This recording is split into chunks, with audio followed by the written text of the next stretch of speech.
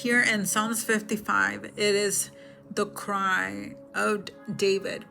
Because David's saying here that he's crying out to the Lord, and he's saying to God that he's saying that his heart is pained within him. And he's saying fearfulness and trembling have come upon me.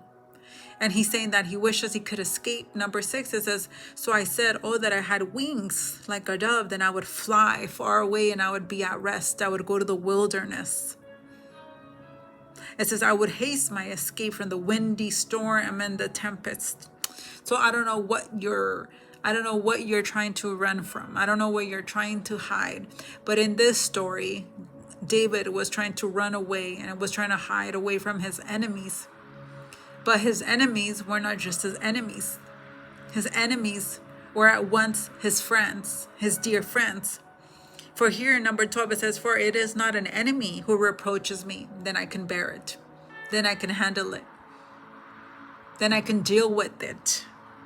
But the pain hits different when it's somebody that knows you. For it's not an enemy who reproaches me, then I can bear it.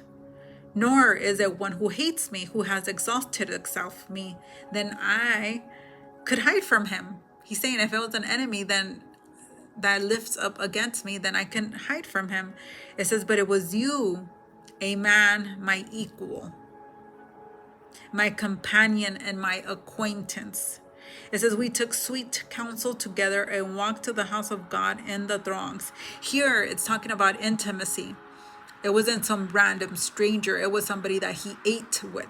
It was somebody that he walked with. It was somebody that he fellowship with. It was somebody that he trusted. It was his either, somebody very close to him, the person that you let in, the person that you tell secrets, somebody that you're intimate with. But then it all changes, because now David, it says, let death seize him. Let them go down alive into hell. For wickedness is in their house and among them. But then he changes from being man to giving it to God. It says, as for me, I will call upon God, and the Lord shall save me. It says, evening, morning, and at noon, I will pray and cry out loud. He shall hear my voice. But let's go down to 20. It says, he has put forth his hand against those who were at peace with him. He has broken his covenant. So these people, God had peace with them because they were in covenant. But here it talks about the enemy. It says their words were like smooth butter. It says, but war was in their hearts. They were backstabbers from their beginning. They talk sweet, but here were swords.